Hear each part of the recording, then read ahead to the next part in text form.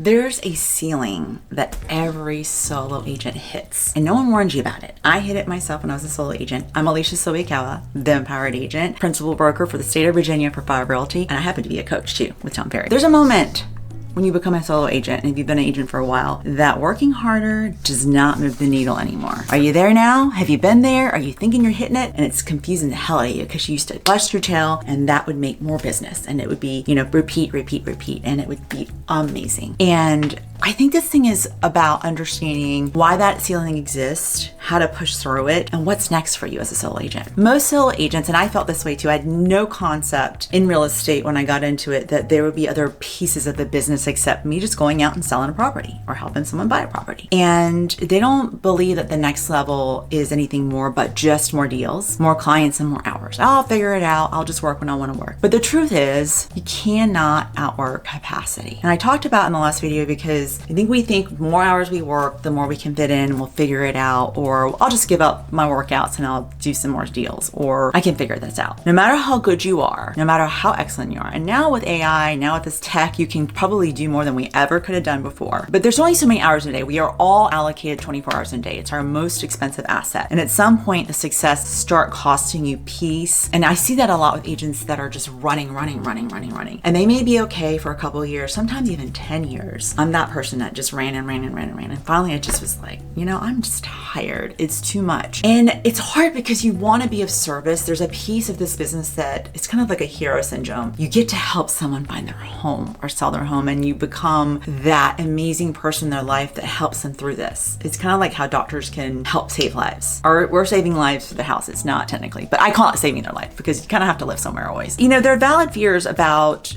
what's going to happen next. And every year you start over the chapter over again and how scary that is. But the real ceiling is this. Everybody has a threshold, 20, 30, 40, 50 deals. Some agents I've even seen are able to do 100 deals, which I don't want to do 100 deals just by myself. If I had a team, that's different, but just sounds like I will not get a break ever.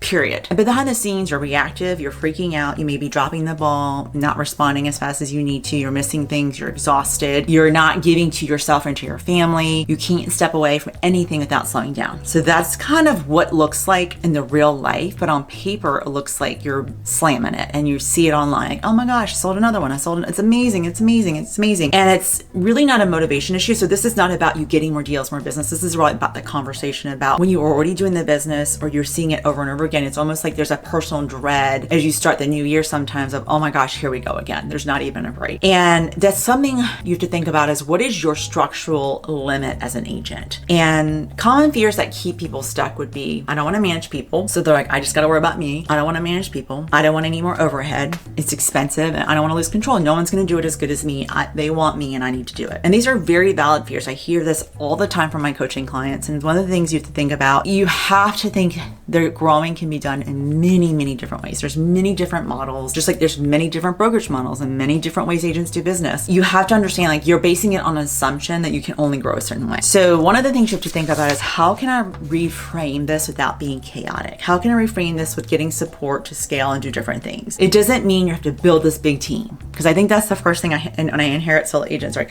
I don't want a team. They like freak out on me. I don't want it. They like do this. I don't want any of that. Cool, because they hear the nightmares, they hear the things blowing up, they hear all the like sabotage and crazy stuff that goes on, which happens. But newsflash, every business has drama. Every business has stuff going on, whether you're building or growing or have companies or not. It is what it is, because business is problems, and that's why the business exists, because you need to solve problems. Just a mental thought. What I'm saying about is designing something to support the way you do your business for you. So smart growth is going to ask yourself, what can be shared? What can be shared is the first thing. What can be supported? I'm saying this so you can write it down. So what can be shared? What can be supported?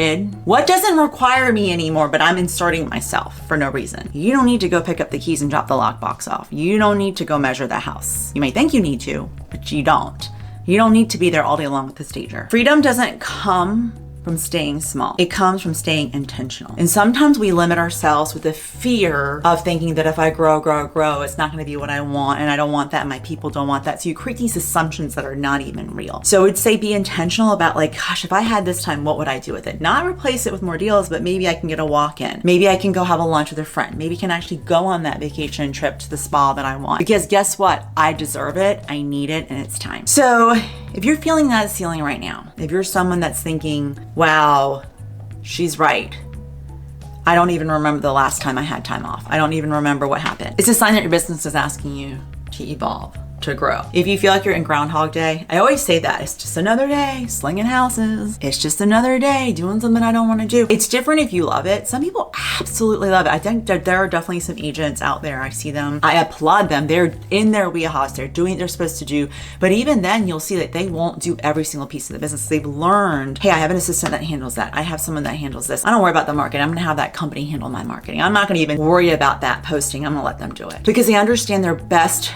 use of time is the connection with the client, which they love the most. So figure out what you love the most about doing the business, about selling homes, about helping people. And maybe you're someone that doesn't like that part. If it is, find an agent that loves it. And then you can do the back end operations. Gosh, you'd be a godsend for a lot of these agents that really, really need it. But you don't need to rush. You don't need to force it. You need to think about, be thoughtful. I invite people now this season to just be still for a moment and listen. Where does your heart want in the business? Where does your mind want in the business? What is your family chirping at you? Are your kids always saying like, get off the phone, or you're always gone, or you're never here? Like, if that's the case, then you absolutely need to reevaluate, how am I growing this business? What am I doing? How many years have I been in? And is it time for me to make a change? And you don't need to think that it will resolve itself, because I'm going to tell you right now, it won't. What tends to happen, and I've seen it over and over again from clients that I coach, is that like, it's fine, I'll just push through. We just got to get through spring market and I'll be fine. The noise, the bubbling that's happening in you is not about that. It's not about the production. It's not about the deal. It's not about the business. It's about your inability to prioritize what you need for yourself outside of your business, because you've become your whole business. Like, you don't have any starting and stopping time because there's nothing been put into place. And there really is no such thing as work-life balance. Like, when I hear that, I almost like kind of cringe, because sometimes in life you're in a season of work, work, work. And sometimes in life you're in a season of just your family. Like, if you're having a baby